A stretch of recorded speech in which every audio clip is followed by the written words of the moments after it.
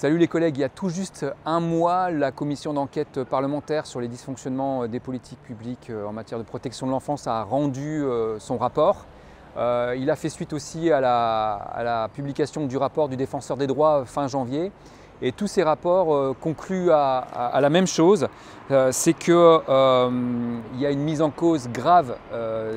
de l'État et des départements dans les dysfonctionnements systémiques engendrés par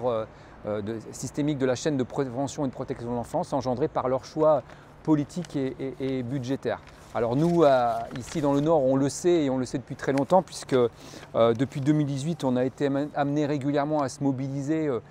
pour justement la prévention et la protection de l'enfance et la défense de nos missions et des gamins qui nous sont confiés. Et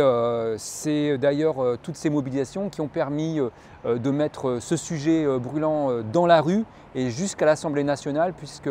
courant janvier, nous avions même été auditionnés par la commission d'enquête parlementaire pour faire état de la situation de la protection de l'enfance avec la particularité du Nord. Et donc tous ces travaux ont mis en évidence qu'ici dans le Nord, que ce soit Jean-René Le Cerf en son temps ou Christian Poiret encore aujourd'hui, ont une responsabilité très importante dans ce qui nous arrive et dans ce qui arrive dans la protection de l'enfance. Et d'ailleurs, la rapporteure de la commission d'enquête, Isabelle Santiago, a clairement cité Christian Poiret et notamment a affirmé dans une émission sur France 3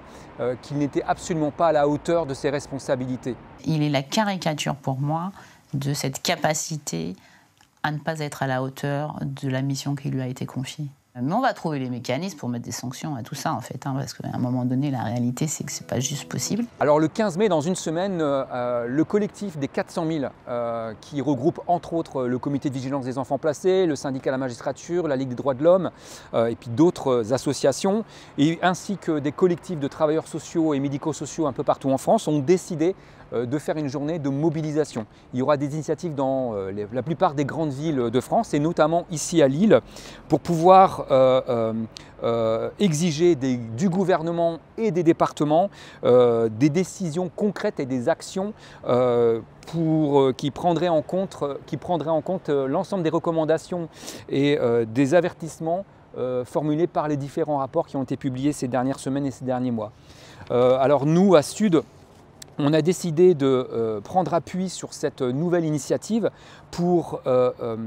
continuer à exercer une pression sur le département, sur notre employeur, sur Christian Poiret, parce qu'on considère aujourd'hui qu'on ne peut plus faire comme si on ne savait pas, on ne peut plus faire comme si il était aujourd'hui hors de cause. Il doit aujourd'hui réagir et arrêter de se défausser sur le gouvernement qui par ailleurs soutient. Il doit engager un plan de réinvestissement massif pluriannuel sur les questions de la prévention et de la protection de l'enfance, ce qui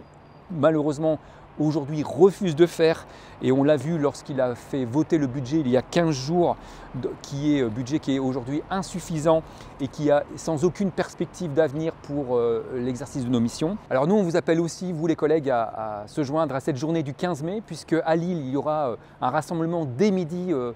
place de la République, pour exiger auprès de l'État et auprès du département du Nord qu'ils assument leurs responsabilités et qu'ils passent à l'acte.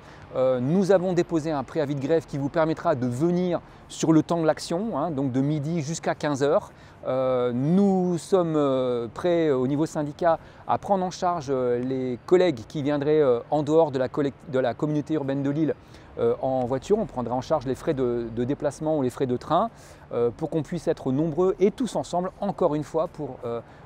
faire cette pression auprès de Christian Poiret et de son exécutif. Et nous serons aux côtés de nos collègues